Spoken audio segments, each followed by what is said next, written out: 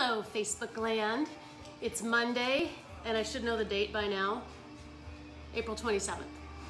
And this is kind of an impromptu cooking session on Facebook Live because I was making dinner and I'm trying a new recipe called Modern Cauliflower Gratin.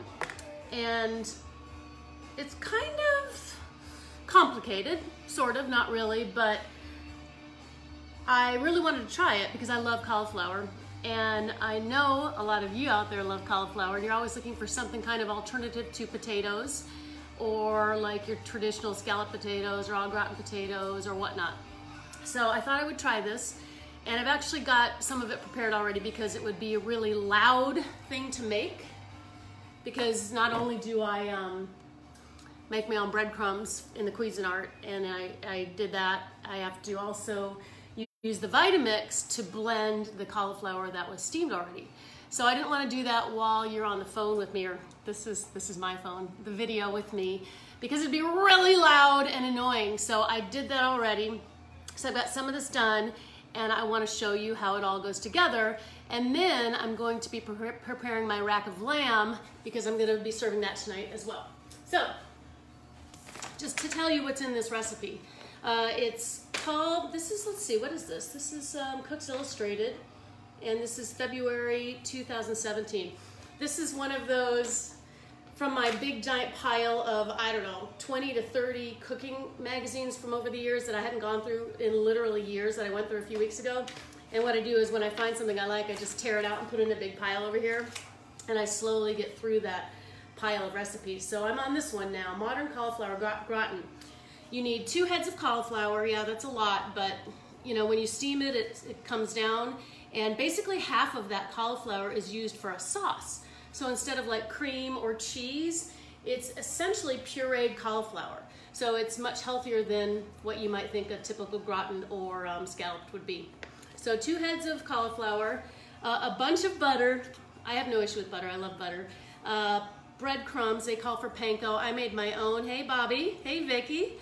I made my own because I just made a fresh loaf of sourdough bread yesterday. So I just slice off some of that, throw it in the Cuisinart, and process it to breadcrumbs. It's so much better than buying panko or you know, a jarred or a canned breadcrumb. Always make your own if you can. You just need a food processor, which most people who cook have a food processor. Hey Sabrina, I hope you're feeling better. I saw you riding last week, so you'll have to come up here, or I'll have to come down there and we can ride again. Okay, I digress. 2 heads of cauliflower, a bunch of butter, breadcrumbs, Parmesan cheese, dry mustard, the spice, ground nutmeg, the spice, a little bit of cayenne pepper, a little bit of cornstarch, and then you can put chives or green onions on top. So, like I said, I've already prepared some of this. Got a little squeeze on. Tempted by the fruit of another. Tempted, but something. Tempted, but the truth is discovered. Okay, so first things first, you chop up that cauliflower, and you basically save, I would say, 1/3 of it. I'm not gonna get as precise as the recipe because I do not like precision when it comes to cooking. So about 1/3 of it, keep in kind of flowerets, and you can see what the size of my flowerets. You can do whatever you want, but this is what I did. So out of the 2 heads, that's probably about 1/3 of it that I saved for flowerets. And I personally just steam that separately because I don't have a steamer basket. You can do this all in one. I used my Le Crusted Dutch oven to basically take the stems and the rest of the cauliflower and cook it. So you put water in there, the rest of that cauliflower, a bunch of butter, and you cook it for, I don't know, 20, 25 minutes. And then what you do with that, while you're steaming the other stuff separately, is you put it into a food processor, a blender. In my case, I used a Vitamix because this does a really good job. And you process it. And this is when you put the spices in, and the mustard, the nutmeg, a little bit of cayenne, a little bit of salt and pepper. It definitely needs salt. If you watch me, you know I don't use salt very often. This needs salt because if you're using unsalted butter in particular. So this makes a really nice, creamy, kind of like a mashed potato, but not mashed, like it's a pureed potato. So what we're gonna do now is put that all together. And I think I have to put this in the bowl first. Let me actually read the directions for once. Okay. Puree, pour the puree over the cauliflower. Add salt and pepper to taste. And then put in here, transfer to the thing. Okay, so that's what I'm gonna do. Here is my 9x11 dish or 9x13 or whatever this is. And my cauliflower, I'm gonna pour this pureed cauliflower mix right over this. See, it kind of looks like gravy. It tastes really good. Sometimes I do this instead of mashed potatoes. I will just, oopsie, dog will get it. I will just basically steam the cauliflower with a little extra liquid, and then I will process it like this. And it makes, you know, basically a substitute for mashed potatoes. And you can make it chunky if you want, or you could do it like this, where it's like decadence. And really, if you taste this, like I'm gonna taste it right now, it basically tastes like, you know, fancy restaurants, sometimes they, I'm spacing on the word when they puree the potatoes, like maybe pureed potatoes, to their consistency where it's like ultra velvety. So that's basically what this is. So I'm mixing this all together, and it's very soupy, and they said it would be soupy like this. So I'm trusting the recipe, because you're gonna bake this, and so the baking should trigger it to thicken. So I think you can probably see this to some degree, hopefully, kind of. So I'm just gonna pour this into the 9x11 dish, and you could put something in the dish first, like a little butter or oil, but I really don't think you need to, because this has enough fat in it that it shouldn't cause any sticking. So smooth over that. And then, in the meantime, I also made a breadcrumb mix. So I made the breadcrumbs in my Cuisinart. It asked for a half a cup, but I put more in there because I love the topping of when you do these kind of potato things, although it's not potato. So in a saucepan, you're going to want to fry up those breadcrumbs basically in olive oil or butter, whatever you want, so they're crispy. And then you put a little bit of Parmesan cheese in there as well. And I had a few pistachios left from the lamb coating, so I also put some pistachios in there. So with this, you just, like any kind of like potato or au gratin or casserole where you have breadcrumbs on top. And these are extra special breadcrumbs because they're sourdough, homemade sourdough. And oh, they look so good. And I got some of the crust in there too. My favorite part of my sourdough bread is the crust. So this looks really good. I'm gonna show you that. Gotta wash my hands. I have towels all over this kitchen from hand washing and things like that. Okay, so this is what that looks like. So it is the cauliflower that's steamed, it's cauliflower that's pureed, and then it's the breadcrumb topping. So I'm gonna put that in an oven at 400 for about 20 minutes. So I'm gonna start that. And then we'll proceed with the lamb. Let me make sure I did that correctly. 13 to 15 minutes it says. Let's stand for 20 to 25 minutes. I'm not gonna time it because it's not like you're gonna overcook it. It's a casserole.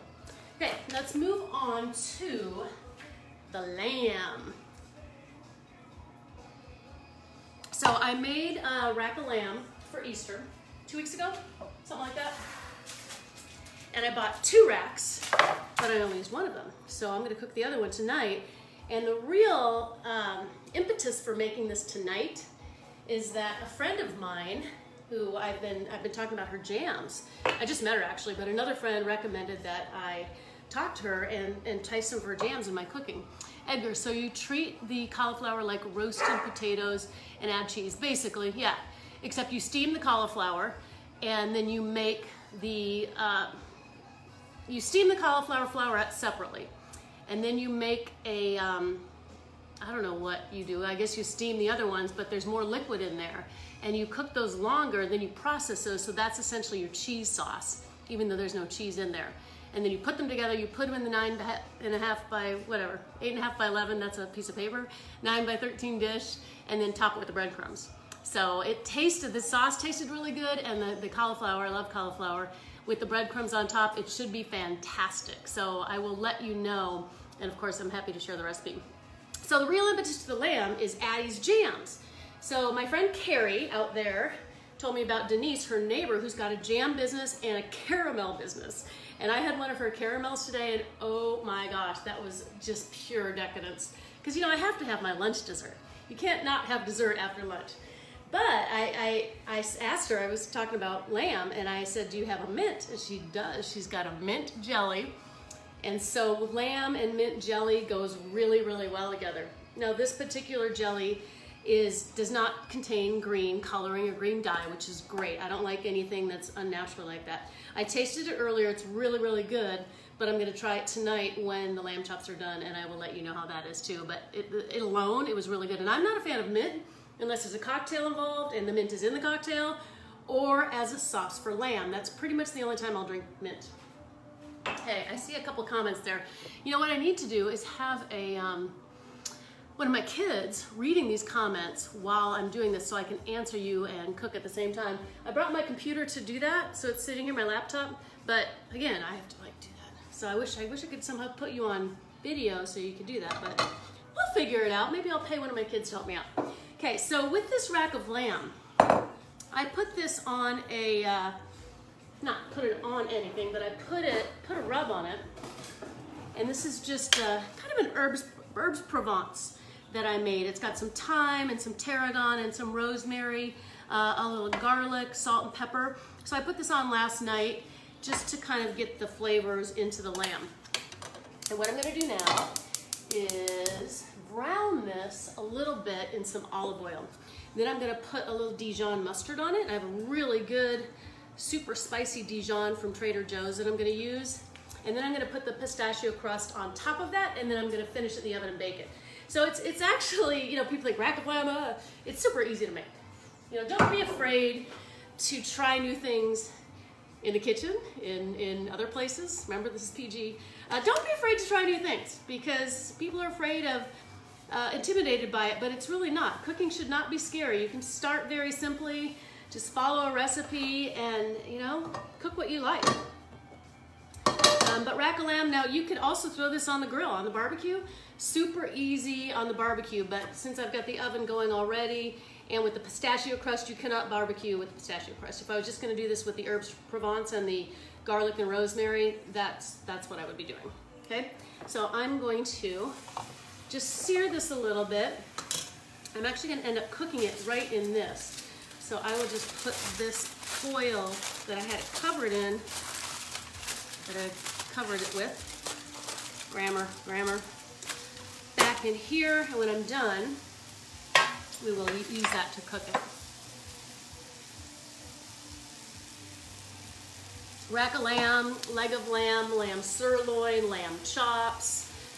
These are rib chops, obviously, rib chop, and versus a loin chop, which is from the hip area. I love loin chops, but this is what I bought. And then the mustard I'm using is from Trader Joe's. It's just Dijon mustard, but man, this stuff is so strong, which I love. I love it super strong, but Trader Joe's. And I usually buy Grey Poupon, which I also love, but I happened to be out of it, and I was at Trader Joe's, and they had it, so I bought it. But it was really surprisingly good. I actually like it better than Grey Poupon. Okay, this is looking good. Now this is a recipe. Where is my recipe? I don't know where I found this one, but I just decided I wanted instead of just like this, I wanted pistachio crusted for Easter, so I found this online. Very simple. So the crust is pistachios, which I bought just a big thing of pistachios that were shelled because they are such a hassle to shell and you're gonna hurt your fingers and your fingernails. So Costco sells these, obviously Kirkland brand. And I love pistachios anyway. Those are the nuts I always pick out of the mixed nuts. So just process some of these in a processor along with the breadcrumbs. And I think that's all that's in here. Oh yeah, you put a little olive oil and butter in there and salt and pepper. So super simple. When this is done, I'll cool it down a little bit. I'll put the mustard on it, and then I will put the pistachio breadcrumb mix on top of that. And this only takes 20 to 25 minutes in the oven. So really, it doesn't take very long. As you can see, this isn't like a leg of lamb would take a lot longer because it's very thick. So I'm just sprouting this on all the sides. It's very, very thick, and you know, I've smoked a leg of lamb before. I use a Weber in my backyard, and you can do it on a gas grill, but I would do this on a gas grill, but I'm not gonna do a leg of lamb on a gas grill. And to smoke it in direct, I do my turkey that way for Thanksgiving too. As you guys probably know, you can use like a big green egg if you have one of those. But it's pretty simple. You take the charcoal briquettes and you put them on the side, or lump charcoal, that's even better. And put them on the side and get them going. And then you have wet wood chips that you keep putting on top of there. And then you put the turkey or the lamb or whatever it is you're smoking, and it creates this just swirling smoke that smokes it indirectly, and it is so good. The turkey takes a long time, so you have to take it off occasionally and put more wet wood chips on there. But oh my gosh, it is the best turkey that I've ever had, and I make it every year now that way because it's so delicious. So bizarre, so bizarre. So let's see, it's Monday. It's going to be May soon, May Day. May Day is, I don't know, is it Wednesday or Thursday? I don't know that many restrictions are lifting for us in California, although the beach is finally open today, so you can go running and walking and surfing and swimming. You just can't be sitting on the beach, so don't be thinking about sitting on the beach. You must be active on the beach for whatever reason. Whatever. I went for a run this morning. I went on my path, and it was nice. I think I went 4.5 miles, just an easy, super easy jog, and just getting out there. And this morning it was really nice. It was still cool and not too sunny. It wasn't very sunny at all, in fact. Okay, so that is pretty much all you need to do. Get it browned. I'm going to put it here and cool it down a little bit before I put the Dijon on it, so I don't burn myself. And let's see, what else do I have to share with you? Got the mint jelly. We got the au gratin in the oven. We've got the lamb here. I made roasted potatoes last night. I was supposed to make this last night for dinner, but I didn't feel like it. So I made the roasted potatoes and I made the bread yesterday. So I'm like, literally for dinner, I had roasted potatoes, like 2 bowls of roasted potatoes and bread. Not a very good dinner. So tonight we're gonna finish off the roasted potatoes, and we'll have the rack of lamb, and we will have the cauliflower au gratin, which I'm really excited to try that au gratin. And I will definitely post pictures for you, and also let you know how the mint jelly is. Okay, so that looks good. I need a spoon. Well, you can see this. I'm gonna put you in, maybe angle you down a little bit so you can see a little bit better. Can't really tell because I can't really see on there. But here's the rack of lamb. Here is the pistachio crust that I made. It's mostly pistachios and a little breadcrumb made with my fresh sourdough. Hey, Lori. I saw that you went to the beach today. You took advantage of that beach opening, and you wore a bikini. But you have an amazing body. All right, so mustard. I'm gonna not cover that up so you can see. Lori, don't look at this. This is not a vegan meal. I know you don't care. Okay, so I'm just going to spread that. And you only have to put this on the meaty side of the lamb. Of the rack. You can put a little on the edges if you want, which I will do. And down here on this part, I'm gonna have to get some more. I need a clean utensil because you do not want to put that back into here if you've touched meat with it, obviously. Thompson twins. I had a major crush on Tom. What's his name? What is his name? I can't think of his name. Tom, you know, the Thompson twins guy when I was in high school. Alana, what's her name? I think Alana Curry was his wife's name, or girlfriend. She played in there too. She had these crazy like colored contacts. You guys remember that? They were huge. Hold Me Now, one of their big hits. I actually liked them before that, like lies, lies, lies, yeah, they're gonna get you. All right, so that looks great. Can you see that?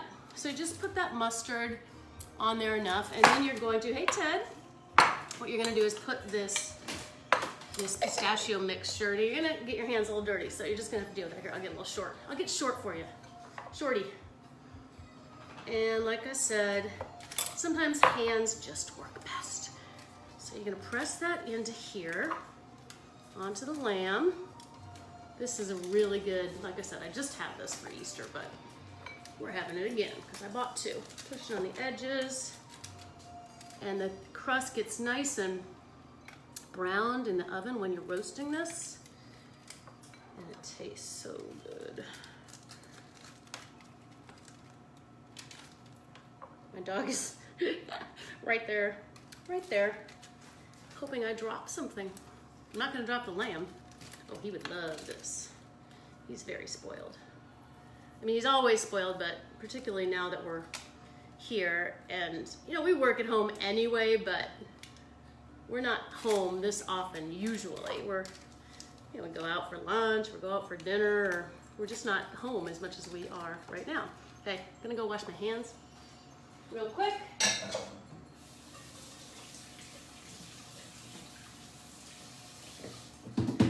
Sometimes you just gotta get your hands dirty and make a mess like I do. That's okay, it's worth it.